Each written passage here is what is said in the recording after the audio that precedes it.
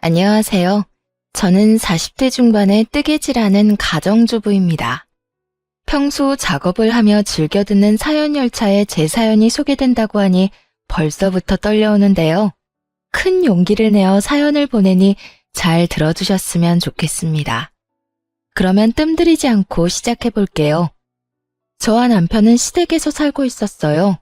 부끄럽지만 저희가 모시고 산다는 것보단 저희가 얹혀 산다는 말이 맞는 상태였어요. 처음부터 저희가 시댁에 얹혀 산 것은 아니었어요. 신혼 때는 저희도 저희만의 보금자리가 있었고 저 역시 회사 생활을 하고 있었어요.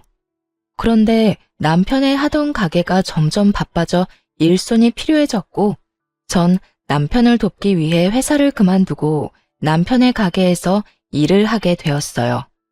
하지만 그 바쁜 것도 잠시 갑작스럽게 코로나 시국이 시작되었고 다들 아시다시피 가게들은 하나둘씩 망해가기 시작했죠. 저희도 그 여파를 피해가지 못했고 결국 1년 가까이 적자를 내던 가게를 폐업하게 되었습니다. 생활고는 물론이고 그간 모았던 돈까지 다 까먹은 상태였던 터라 앞날이 막막했고 그런 저희에게 시어머니가 손을 내밀어 주어 시댁으로 들어가게 된 것이었죠. 두 사람 잘 듣거라. 살다 보면 이런 일도 있고 저런 일도 있는 거야. 그러니까 너무 낙담하지 말고 우리 집에서 지내면서 천천히 다음을 기약해보자꾸나. 어머니, 감사해요. 제가 더 열심히 살아볼게요. 어머님, 저도 정말 감사해요. 시아버지가 돌아가시고 시어머니 혼자 있던 터라 시어머니는 오히려 저희의 합가를 반겨주는 눈치였고 그렇게 저의 시댁살이가 시작되었어요. 남편은 그날부터 닥치는 대로 일을 하기 시작했습니다. 배달, 일용직, 택배까지 할 수 있는 일은 그게 뭐든 하루도 쉬지 않고 일을 하며 다시 일어서기 위해 부단히 노력했고 저 역시 뭐라도 할 수 있는 일을 찾고 있었어요. 모든 것이 희망적이지 않은 상황에도 힘이 되었던 것은 시어머니의 보살핌과 응원을 받았다는 것이었는데 그마저도 대기업을 다니던 서방님이 결혼하며 바뀌어가기 시작했어요. 동서는 꽤 부유한 집안에서 자란 자영업을 하는 사람이었는데요. 코로나의 직격탄을 맞아 폐업까지 하게 된 저희와는 달리 동서는 친정 도움을 받아 그 위기를 무사히 넘겼다고 하더군요. 동서는 살면서 고생이란 해보지 않은 사람처럼 맑고 눈치라곤 전혀 보지 않는 사람이었는데 그런 동서의 태도에 어이가 없었던 적이 한두 번이 아니었습니다. 형님, 이번 아버님 제사 때 저 바빠서 준비는 못할 것 같아요. 아마 참석도 못할 수도 있을 것 같긴 한데 어떻게 해서든 참석은 할 수 있도록 빨리 마무리해 보도록 할게요. 형님도 아시잖아요. 아무리 직원들 있어도 사장이 있어야 가게가 제대로 돌아가는 거. 동서가 시집오고 맞이한 시아버지의 첫 제사에 제가 들은 말이었어요. 그것도 온 식구들이 다 듣는 곳에서 저렇듯 통보하듯 저에게 말하더라고요. 예의상이라도 죄송하다는 말 한마디 정도는 할 법도 한데 동서는 저에게 조금의 미안한 기색도 없어 보이더라고요. 여기까지만 해도 어이가 없는데 더 기가 막힌 건 시어머니의 반응이었어요. 들어보니 일리 있는 말이구나. 둘째는 제사 때 시간 맞춰 참석만 하려무나. 준비는 첫째가 다 하면 되니 그런 걱정은 하지 말고 말이야. 이 말을 듣는 제가 왜 기가 막힌 줄 아세요? 동서가 온갖 일을 저에게 다 떠넘겨서가 아닙니다. 물론 동서의 태도도 어이가 없고 기가 막혔지만 제가 정말 기가 막혔던 건 시어머니의 달라도 너무 다른 태도 때문이었어요. 다른 건 몰라도 시아버지의 제사만큼은 유난히 정성을 쏟았던 시어머니는 제가 시집을 오고 맞이한 시아버지의 첫 제삿날 이런 말을 했었어요. 요즘 너랑 네 남편이랑 하는 가게 바쁜 거 다 안다. 손님이 많아서 알바생을 더 늘린다는 이야기도 들었고 그래도 말이다. 시집 오고 처음으로 모시는 네 시아버님 제사인데 네가 와서 하나부터 10까지 준비해야 하지 않겠어? 가게 때문에 신경 쓰이면 가게 문을 하루 닫더라도 꼭 네가 와서 다 준비하거라. 저에겐 이렇게까지 말한 시어머니가 동서에겐 저리도 너그러운 말들을 하고 있으니 제가 기가 막히고도 남지 않겠어요? 그리고 그 뒤로 이어진 두 사람의 대화는 저를 깔보고 있는 동서의 마음을 확신하게 해주었어요. 그런데 요즘도 그렇게 바쁘니? 뉴스 보니 자영업하는 사람들 너도 나도 곡소리 난다고 하던데 너는 그렇지 않아? 네, 저는 나름대로 잘 되고 있어요. 제가 열심히 하는 것도 있긴 하지만 어려울 땐 친정에서 도움을 주시기도 해서 큰 어려움 없이 잘 헤쳐나가고 있어요. 형님 친정도 형평만 좀 좋았다면 그렇게 망하는 일은 없었을 텐데. 아, 그러니까 형님네가 가난하다는 말이 아니라 가게 망하고 시댁에 얹혀 사는 게 안타깝고 속상해서 하는 말이니 너무 기분 나빠하지 마세요, 형님. 이 말을 도대체 어떻게 들으면 기분 나쁘지 않게 들을 수 있는 걸까요? 한동안은 이런 동서의 화법 때문에 마음고생을 참 많이 했습니다. 매번 사람 기분은 상할 대로 다 상하게 만들어 놓고 마지막엔 꼭 제 생각을 해서 그랬다고 하니까요. 하지만 당하는 것도 한두 번이지 가끔 만나는 동서에게 딱 1년 당하고 나니 저도 가만히 당하고만 있을 순 없더라고요. 제가 돈이 없지 자존심이 없는 건 아니었으니까요. 다시 돌아온 시아버지의 제사. 동서는 마찬가지로 참석만 하겠다고 저에게 말을 꺼내왔고 전 시어머니가 또다시 그런 동서를 두둔하고 나서기 전에 재빠르게 동서에게 말을 꺼내기 시작했어요. 네, 조금 바쁘긴 해요. 알바생이 자꾸 바뀌어서 믿고 맡길 수도 없긴 하고요. 아, 그래? 하긴 그렇긴 하겠다. 동선의 가게가 손님은 없어서 일하기는 편한데 사장 성격이 지랄이라서 알바생들이 버티기 힘들다고 소문났더라고. 아, 지랄이라는 말은 내가 아니라 동선에서 알바했던 애들이 알바 후기에 남긴 말 그대로 쓴 거니까 오해하지 마. 시어머니는 제가 집에서 온 집안일을 다 하길 바라면서도 돈은 벌어오길 바랬고 제 경력에 재택근무로 할 수 있는 일은 없었기에 여기저기 일을 알아보고 있었죠. 그러던 중 알바 후기를 보게 되었고 그곳에서 동서의 가게가 알바생들 사이에선 악명 높은 곳이란 걸 알게 되었죠. 동서의 가게는 장사는 버티는 게 용할 정도로 손님이 없어 일은 편하지만 사장인 동서의 갑질이 심하니 다들 그 갑질을 버텨낼 자신이 있으면 가라는 말이 허다하더라고요. 거기에다 마감 시간이 10시인데 6시 이후엔 사장이 오는 일이 거의 없어 마감조 자리가 치열하다는 사실도 알 수 있었고요. 제가 굳이 이런 이야기를 꺼낸 이유를 아시겠나요? 동서는 이때껏 늦은 시간까지 가게엔 있지도 않으면서 가게 핑계를 대며 제사엔 참석도 하지 않았던 것이었어요. 그게 무슨 우리 가게에서 일했던 애들이 그런 말을 했단 말이에요? 사거리 모퉁이의 땡땡 가게가 동서 가게밖에 더 있어?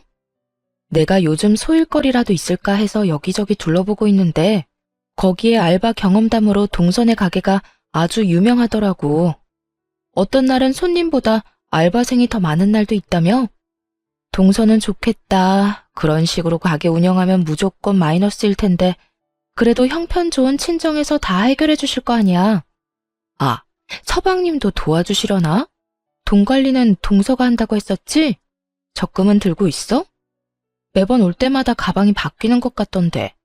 동서 가게는 매달 적자인데 동서가 번 돈으로 사는 건 아닐 테고 설마 서방님 돈은 다 동서 사치하는 데 쓰는 건 아니지? 제 말에 시어머니는 눈을 부라리며 동서를 노려봤고 동서는 최선을 다해서 부인하고 나서더군요. 아니에요. 그건 다 시집 오기 전부터 소장하고 있던 거라고요. 딱 보면 알 거 아니에요. 신상도 아니고 전부 몇 년씩 된 건데. 하긴 형님이 뭐 아시긴 하겠어요? 동서야말로 급하다고 아무 말이나 막 하는 거 아니야? 오래된 백이라도 웃돈을 더 주고서라도 사들이는 라인도 있잖아. 오늘 동서가 가지고 온 가방처럼 말이야. 내가 아무리 명품 이런 거 모른다고 해도 그 정도는 알아, 동서. 그런가요? 저는 워낙 예전에 사서 몰랐네요. 하여튼 저 이번에도 형님 못 도와드릴 것 같으니까 그런 줄 알고 형님이 매번 그렇듯 고생 좀 해주세요. 대신 제가 봉투는 두둑하게 챙겨드릴게요. 봉투? 그래, 좋지. 그런데 동서, 내가 알바 후기에서 보니까 동선의 가게 마감조 알바 자리 다툼이 치열하다는데 그건 왜 그런 걸까? 아마 마감조가 6시부터 10시까지인 것 같던데 도대체 왜 일 많은 마감조가 인기가 많은 걸까? 동서는 이유를 알아? 사장님 갑질이 심하다는 가게 마감조가 인기 있는 이유가 과연 뭘까? 동서의 얼굴이 사색이 되더군요.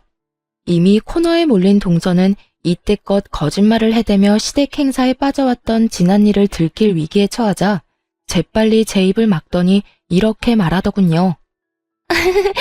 형님이 제 가게에 이렇게까지 관심이 많은 줄 미처 제가 몰랐네요. 내가 동서한테 관심이 없진 않지. 그래서 동서, 아까 뭐라고 그랬지? 이번에도 늦는다고? 참석만 할 거라고 그랬나?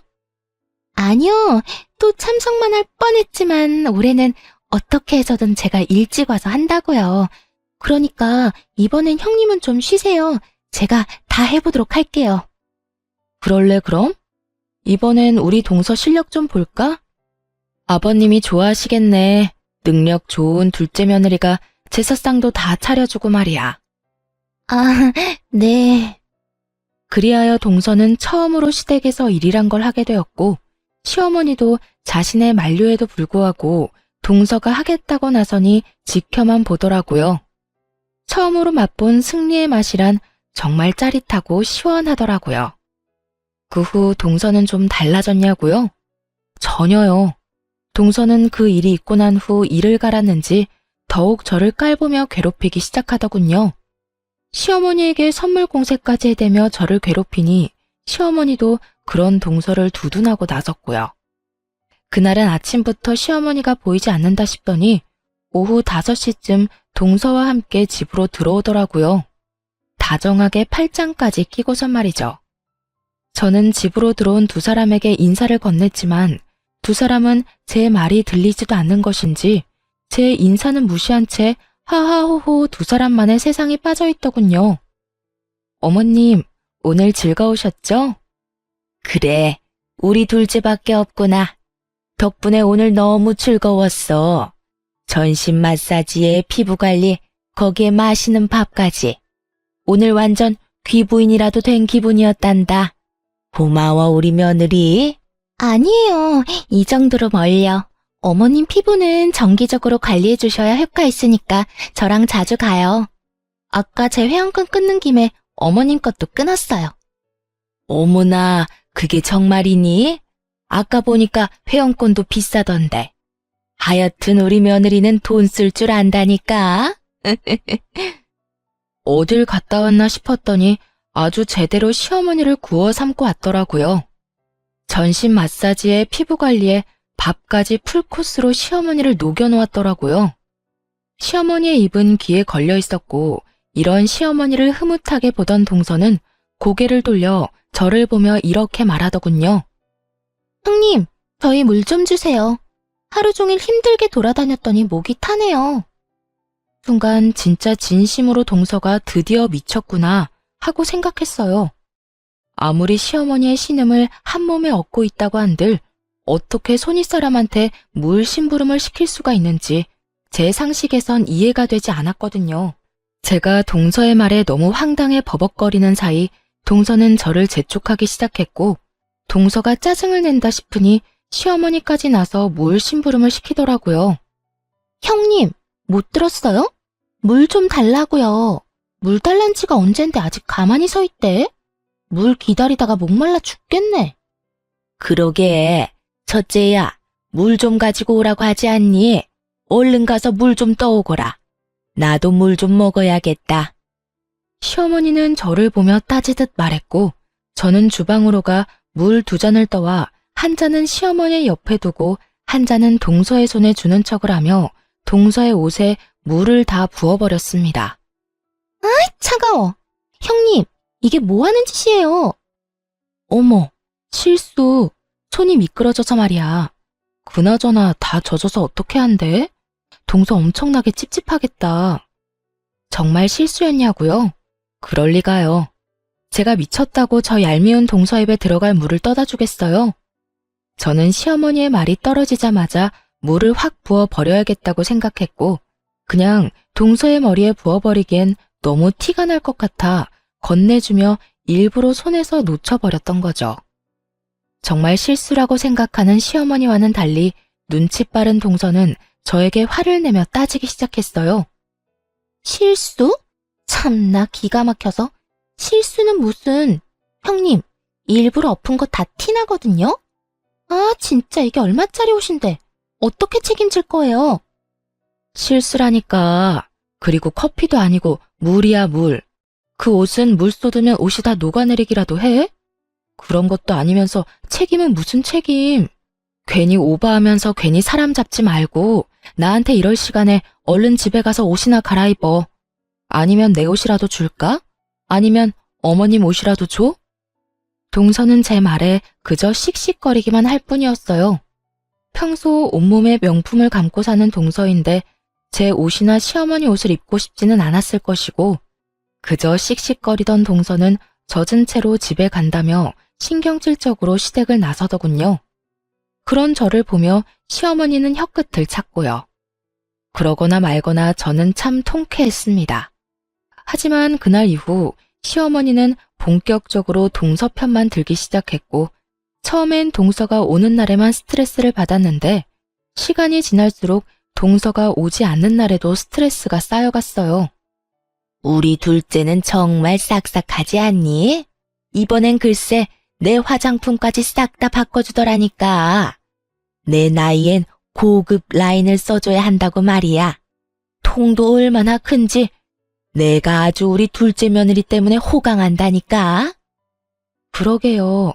어머님 좋으시겠어요. 좋다마다. 내가 며느리 덕에 이런 호강을 다 누리게 될 줄은 몰랐는데 내 아들이 다른 건 몰라도 장가 하나는 정말 끝내주게 잘 갔지. 그렇고 말고. 역시 내 아들이야. 시어머니는 동서가 없는 곳에도 말끝마다 동서 타령을 하기 시작한 것도 모자라 제가 정말 식모라도 되는 줄 아는지 무리한 요구까지 하기 시작하더라고요. 얘 첫째야, 너 반찬 좀 만들거라. 네? 냉장고에 어제 만든 반찬 많은데 혹시 드시고 싶으신 게 있으세요? 아니, 반찬 좀 해서 둘째네 가져다 주려고 그러지. 그저께 만났는데 소갈비찜 먹고 싶다고 하더라. 그러니까 갈비찜은 꼭 하고 고기도 좋은 거 사서 해. 몇 푼 아낀다고 질 떨어지는 거 사지 말고. 그거랑 밑반찬 한 5가지 하면 며칠은 먹지 않겠어? 다 떨어질만 하면 또 해서 가져다 줘. 해도 너무한다 싶었어요. 부탁하는 것도 아닌 명령조로 말하다니. 시어머니가 저를 고작 해야 식모쯤으로 여긴다는 걸 깨달았고 전 그런 취급까지 받으며 살고 싶진 않았습니다. 그래서 할 말은 다 하기로 했죠. 싫어요, 어머님. 제가 왜 동선의 냉장고 사정까지 신경 써줘야 해요? 동서가 바빠서요? 어머님은 동선의 가게 가보지도 않으셨어요?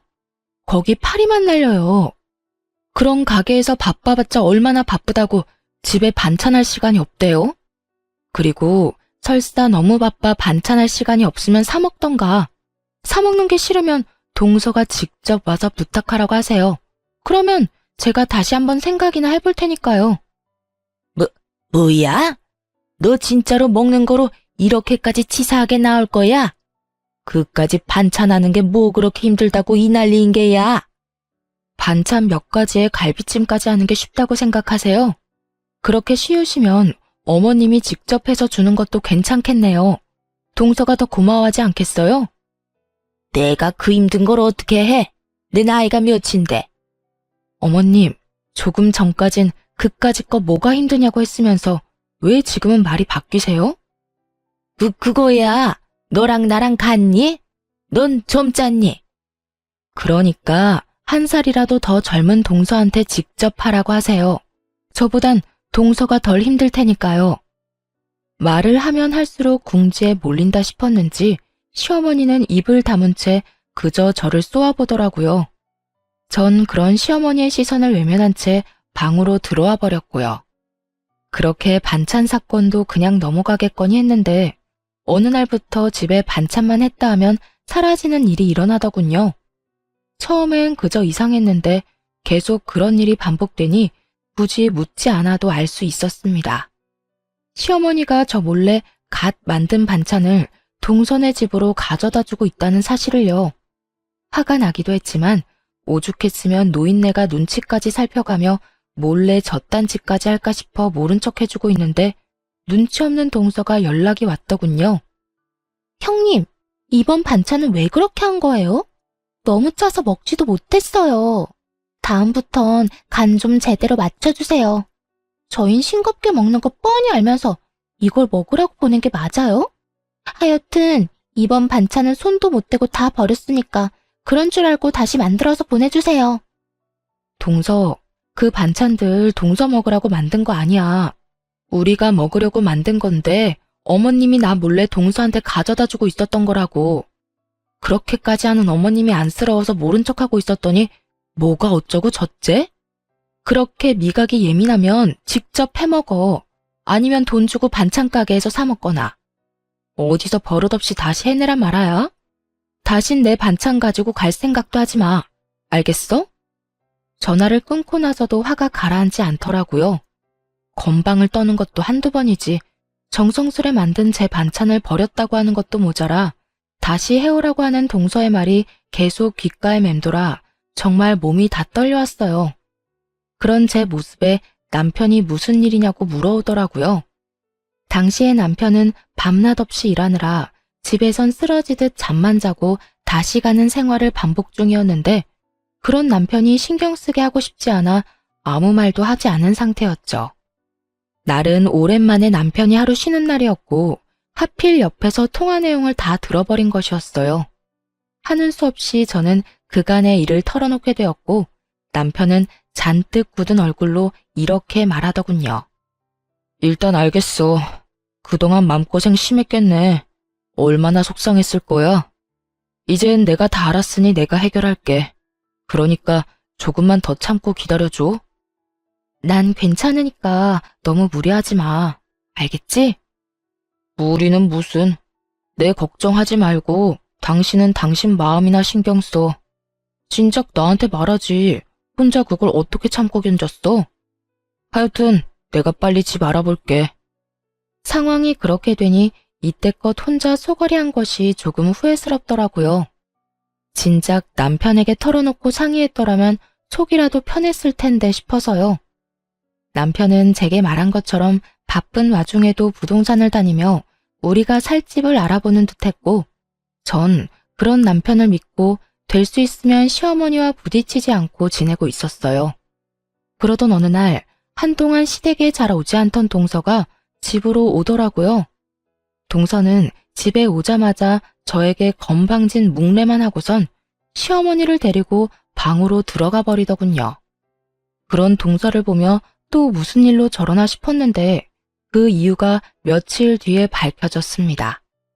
동서가 다녀가고 며칠 뒤 시어머니는 일을 끝내고 온 남편과 저를 불러 앉히고선 이야기를 꺼내기 시작했어요.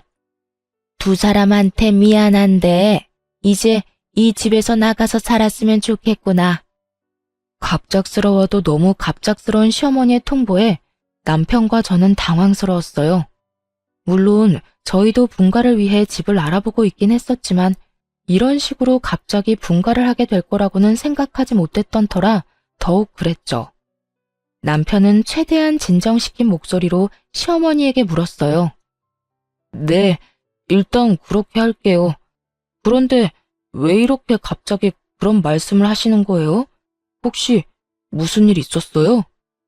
그게 나 이제 둘째네 들어가서 살려고 그래. 둘째가 나 모신다고 이 집 처분하고 들어오라고 하더라. 동서가요? 동서가 어머님을 모신다고 했다고요? 그래. 둘째가 이제 자기 집에 들어와서 살라고 하더구나. 넓고 좋은 집에서 호강시켜준다고 하더구나. 내가 이 집에서 너희랑 산다고 해서 나한테 남는 게 있는 것도 없고 둘째가 그렇게 말할 때 이 집 처분하고 들어가려고 해. 동서와 둘이 무슨 이야기를 나누었나 했더니 이거였더라고요. 시어머니는 이미 부동산에 집까지 내놨다고 했고 전 이 모든 상황이 의심스러웠어요. 제가 아는 동서는 저를 골탕 먹이기 위해 시어머니에게 잘하는 것뿐 시어머니를 모시고 싶어 할 위인이 아니었거든요.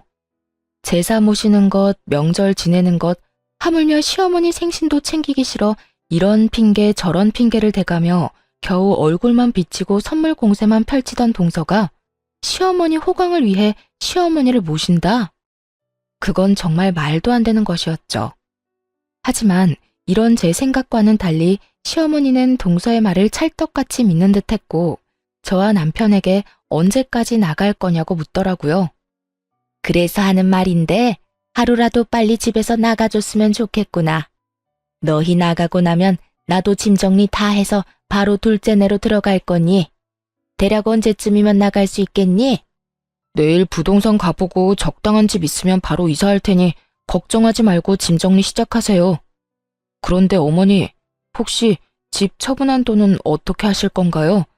혹시 재수 씨 주는 건 아니죠?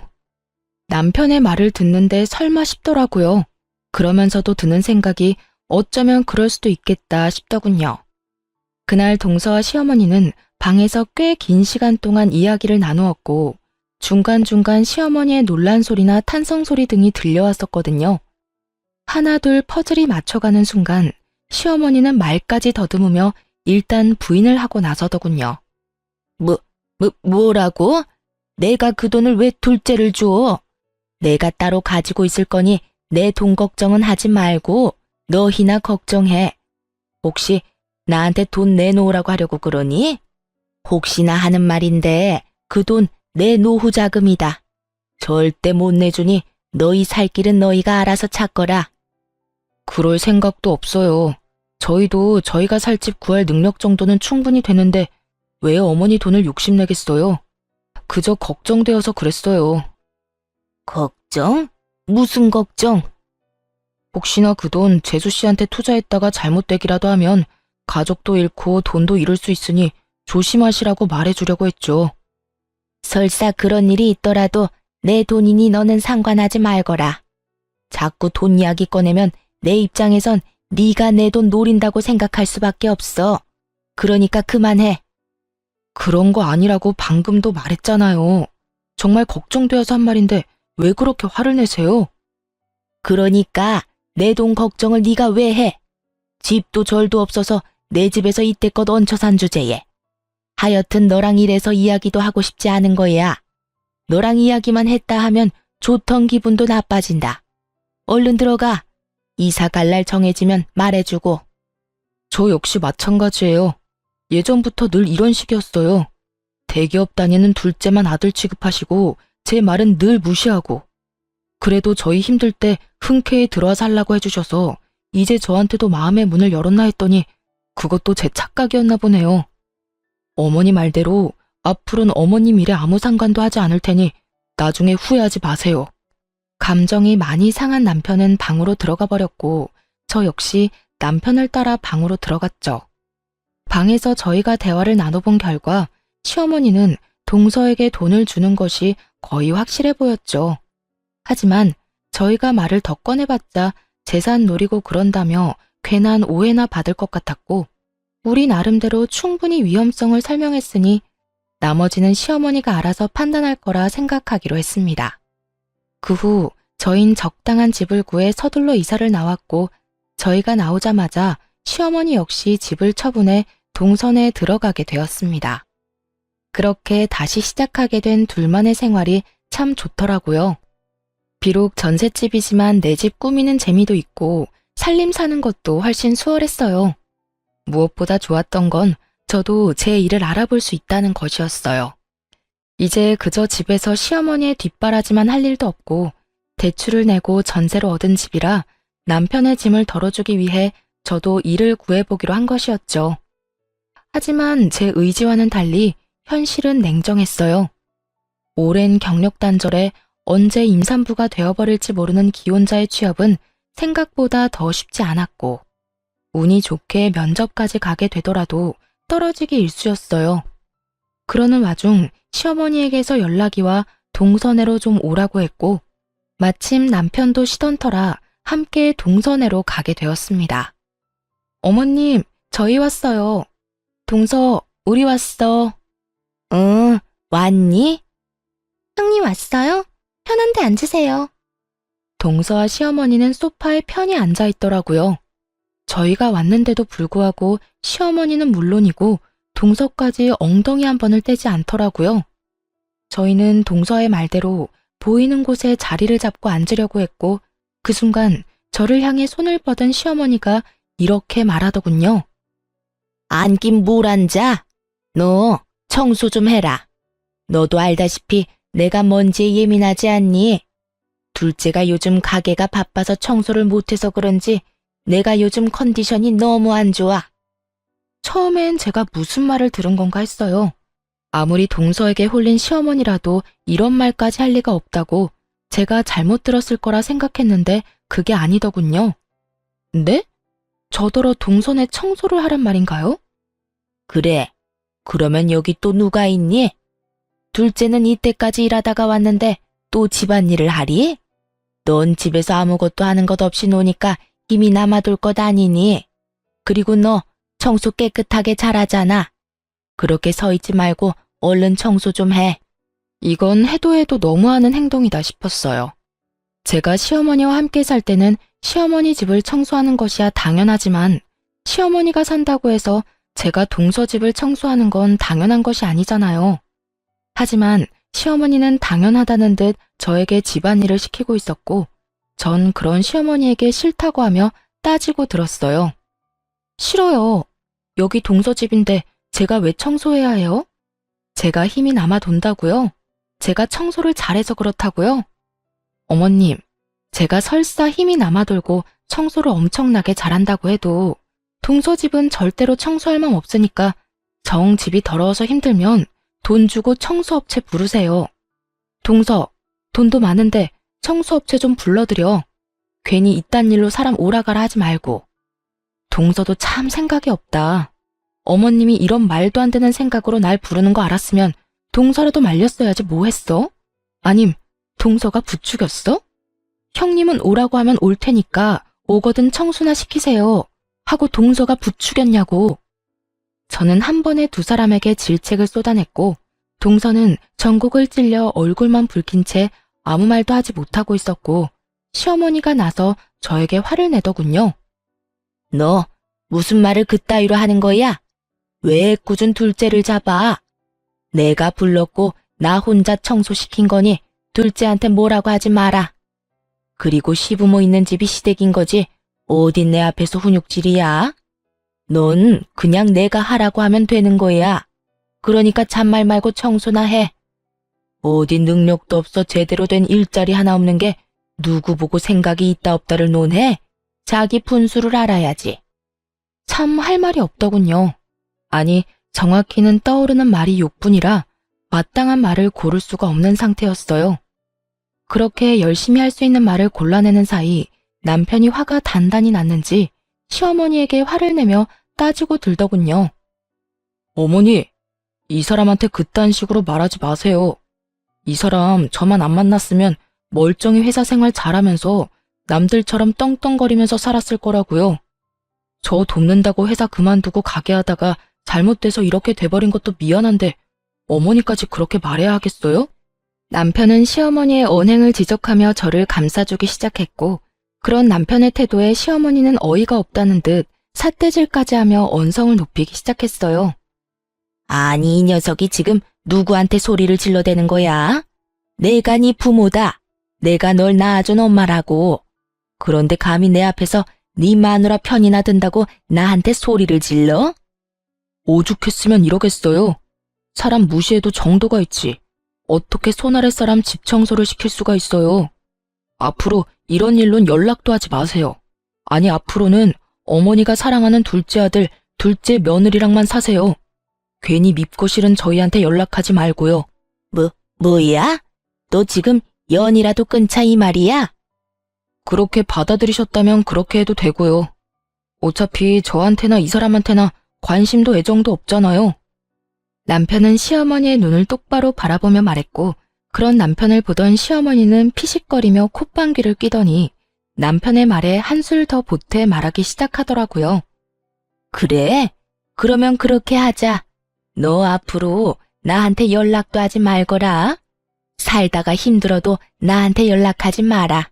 난 이제 너 같은 아들 없다. 내가 죽었다고 해도 장례식장에도 오지 말거라. 홧김에 하는 말 아니니 오해 같은 거 하지도 말고 아예 부모 없다고 생각하고 살아. 그렇게까지 말해주니 마음이 한결 가볍네요. 그러면 잘 사시고 건강하세요. 남편과 저는 집으로 돌아왔고 그 뒤론 시댁 식구들과 연락도 하지 않고 살았어요. 여전히 전 취업을 위해 열심히 노력하고 있었지만 역시나 취업은 되지 않았고 여러 가지 고민하던 중 제가 시간 날 때마다 만든 뜨개질 제품을 온라인에 팔기 시작했습니다. 그러면서도 일자리는 계속 찾고 있었는데 잊고 지냈던 동네 어플에서 동서 가게 이야기를 또 보게 되었어요. 그건 다름 아닌 동서의 가게가 결국 망해버렸다는 글이었는데 무슨 일인지는 모르나 가게로 빚쟁이들이 찾아오고 한바탕 난리가 났었다고 하더라고요. 여보, 동서 가게 망했나 봐. 나 요즘 일자리 찾아본다고 어플 찾아보는데 거기에 알바 후기가 있거든? 거기에 동서 가게에서 일하던 직원이 후기 썼는데 거기 망해서 빚쟁이들까지 찾아왔다나 봐. 이게 다 무슨 일이야? 그러게. 빚쟁이까지 왔다는 거 보면 상황이 심각하다는 건데 어쩌다 그렇게까지 된 거지? 그러니까 어머님 돈도 동서 다 줬을 텐데 그 돈도 다 날린 거 아니야? 동서네는 그렇다 쳐도 어머님은 어떻게 해? 그런 걱정을 왜 해? 알아서 하겠지. 당신 혹시나 어머니한테 연락이 와도 연락 딱 끊어? 괜히 약한 모습 보이지 말란 말이야. 전 알겠다고 했고 남편의 예상대로 시어머니에게서 연락이 오더라고요. 1년 만에 연락이 와서 당당하게 꺼낸 시어머니의 말은 정말 가관이었습니다. 부모 영 끊고 잘 살고 있니? 어머님, 모르는 사람이 들으면 저희가 일방적으로 영 끊어낸 줄 알겠어요. 장례식장에도 오지 말라고 하면서 딱 잘라낸 건 어머님이잖아요. 그땐 하늘이 두 쪽이 나도 연락 한 통 없을 것처럼 모지게 굴더니 웬일이세요? 다름이 아니라 내가 돈이 좀 필요해서 연락했다. 집 처분한 돈은 다 어쩌고 돈이 급하신데요? 그 돈이 자유로웠으면 내가 너한테 이런 연락을 했겠니? 그 돈은 다 투자를 해서 뺄 수도 없는 상황이야. 그러니까 너희 이때까지 모은 돈 나한테 좀 빌려주고 내가 투자금 회수하는 대로 이자까지 쳐서 돌려줄 테니 지금 바로 입금할 수 있겠니? 제가 시어머니에게 빚진 것도 아닌데 마치 빌려준 돈 받아가는 사람처럼 당당하더라고요. 그런 시어머니에게 잠시나마 안쓰러운 감정을 느꼈던 제가 얼마나 한심했나 모릅니다. 전 더는 시어머니가 저를 이딴 식으로 대할 수 없게 좀 더 단호하게 말하기로 했어요. 저희 그런 돈 없어요. 뭐야? 너흰 도대체 뭐 하고 살길래 그까짓 돈 몇 천만 원이 없는 게야? 하긴 가장은 변변한 직장도 없이 일용직이나 하고 다니고 능력 없는 마누라는 집에서 밥이나 축내고 있으니 그런 돈이 있을 리가 없겠지. 혹시나 했던 내가 바보였어.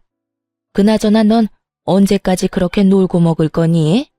정 안 되면 너도 일용직이라도 나가서 한 푼이라도 더 벌어봐. 그렇게 살아서 어디 살림이라도 나아지겠니? 시어머니는 저를 깔아뭉개는 많은 말들을 서슴없이 쏟아내고 있었고 저 역시 시어머니의 말을 들으며 분노가 폭발하고야 말았습니다. 어머님, 제가 그까짓 몇 천만 원이 없는 게 아니라 어머님을 빌려줄 그런 돈이 없다는 말이었어요. 뭐야? 너 지금 이 시험이 놀리는 게야? 너 지금 나랑 말장난해? 제가 왜 어머님이랑 장난 같은 걸 하겠어요. 시간 남아도는 것도 아닌데요. 그리고 저요, 어머님 돈 동서한테 다 넘긴 거 알고 있어요. 거기에다 그 돈까지 투자한 동서 가게 확 망해버린 것도 알고 있고요. 시어머니는 당황하기는커녕 더욱 당당하게 돈을 요구하더라고요. 차라리 제가 다 알았다는 것이 다행이라는 듯이 말이죠. 그래? 다 안다니 이야기가 더 쉽겠네. 오히려 더 잘 됐어. 너도 알다시피 둘째내가 요즘 좀 어렵다. 그래서 나도 어려워졌고. 부모가 이렇게 힘든 상황이면 자식인 너희가 날 도와야 하지 않겠니? 다른 때는 몰라도 힘들 때 가족이 돕지 않으면 누가 도와주겠어? 너희 힘들 때도 내가 도와주지 않았니? 그러니까 당장 있는 돈 다 보내거라. 참 당황스럽기도 화가 나기도 하더라고요. 시어머니가 저희가 힘들 때 선뜻 합가를 권해주신 건 사실입니다. 그 마음은 지금까지도 감사하게 생각하고 있고요. 그런데 저희는 그 힘든 형편에도 시어머니가 원하던 과한 월세와 함께 두 사람 몫의 생활비까지 다 들이며 살았어요. 결코 그저 얹혀 산 것이 아니었어요. 거기에다 집안 살림부터 시작해서 시어머니의 식모 노릇을 하며 살았으니 저흰 할 만큼 했다는 생각을 합니다. 이런 사실을 시어머니는 까맣게 잊은 듯 하길래 전 시어머니에게 저희가 그저 얹혀 산 것이 아니란 걸 말해주었어요. 어머님, 그때 도와주신 건 지금도 감사하게 생각하고 있어요. 그런데 어머님, 저희 매달 월세 생활비도 빠지지 않고 드렸고 지난 몇 년 동안 제가 그 집에서 식모살이 한 것만으로도 은혜는 다 갚았다고 생각해요. 그러니까 그때 일 여기에 갖다 붙이지 마세요. 전혀 다른 문제니까요. 그리고 그렇게 도움이 필요하면 저 말고 동서한테 말하세요. 돈은 동서한테 다 쓰고 도움은 저한테 받으려고 하지 말고요. 제 말에 시어머니는 노발대발 화를 내며 상처가 될 말을 고르고 골라 모진 말을 쏟아대더라고요. 하지만 그런 말로 더는 상처를 받지도 않았고 무엇보다 당하고만 있을 저도 아니었죠. 너 진짜 이렇게 나올 거야? 둘째네 상황 뻔히 안다는 애가 그런 말을 하고 싶어? 둘째가 나를 도울 상황이 됐으면 내가 너한테 이딴 전화나 하고 있겠어? 생각이 짧은 거니 아니면 그냥 머리 자체가 나쁜 거니? 그러는 어머님은요? 생각이 짧은 거예요? 아니면 머리가 나쁜 거세요? 아니, 두 가지 다 일려나? 저한테 어떻게 했고 남편한테 무슨 말까지 했는지 아직까지 기억에 생생한데 저희가 도와줄 거라 생각했어요? 이렇게 저한테 전화해서 화내도 제 주머니에서 10원 한 푼 나오지 않을 테니까 그런 줄 알고 다신 연락하지 마세요. 전 그대로 전화를 끊어버렸고 시어머니의 전화를 받지 않았어요. 알아보니 동서의 친정이 망해버렸다고 하더라고요. 동서가 시어머니를 자신의 집으로 데리고 갈 땐 이미 친정은 망해가고 있었고 동서는 다들 예상하다시피 시어머니의 재산을 탐내고 데리고 간 것이 맞았단 것이었죠. 동서의 술수에 속아 넘어간 시어머니는 집을 처분한 돈뿐만 아니라 품고 있던 돈까지 다 동서에게 넘겨버렸고 그 돈으로 동서는 가게에서 나는 적자를 막았던 것이었고요.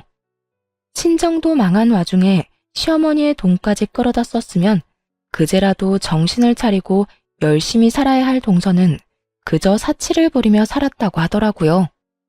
거기에다 가게 운영 부족은 여전했으니 1년 동안 버티고 버티던 가게는 폭삭 망해버린 것이었던 것입니다.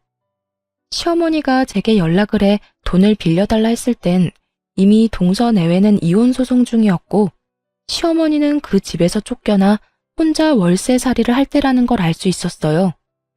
그런 와중에도 저에게 자존심을 세우느라 월세방 사는 자신의 불쌍한 처지는 한마디도 하지 않고 끝까지 당당한 태도로 저에게 돈을 뜯어가려고 했던 것이었죠.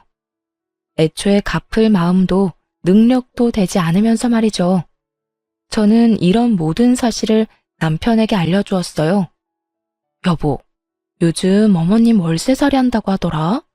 동서 가게만 망한 게 아니라 친정까지 망해서 빚쟁이들한테 쫓기다시피 한다나 봐. 서방님은 이혼 소송 중이고 그래서 나한테 돈 빌려달라고 했나 봐. 당신 어머님 저대로 둬도 괜찮겠어? 안 괜찮을 건 뭐 있어? 어머니 한 말 잊었어? 본인 장례식장에도 오지 말라고 했잖아. 나 어머니한테 남은 정도 없고 감정도 없어. 어머니가 월세살이를 하든 길바닥에 나 앉았든 나하고는 상관없는 일이라고 생각하면서 살 거야. 그런 일은 없겠지만 혹시나 이제 와서 어머니가 잘못했다고 싹싹 빌어도 받아줄 생각 없으니까 당신도 그렇게 알고. 더는 그쪽으로 신경 쓰지 마. 알겠어. 난 다 상관없는데 혹시나 당신 마음 안 좋은데 괜히 나 때문에 이러지도 저러지도 못하나 싶어서 물어본 거야. 다 알아, 당신 마음. 그런데 있잖아, 여보. 나는 어머니보다 당신이 더 중요해.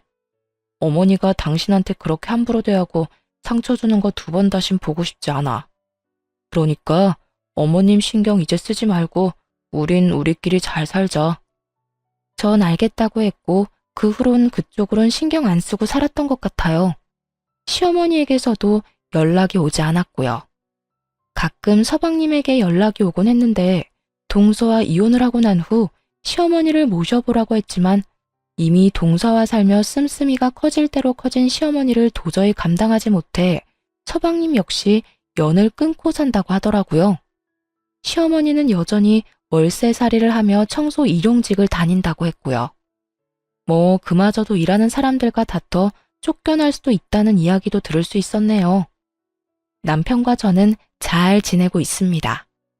남편은 여전히 어떤 일이든 열심히 하고 있고 전 다른 사연에서 듣던 것처럼 대박이 나진 않았어요.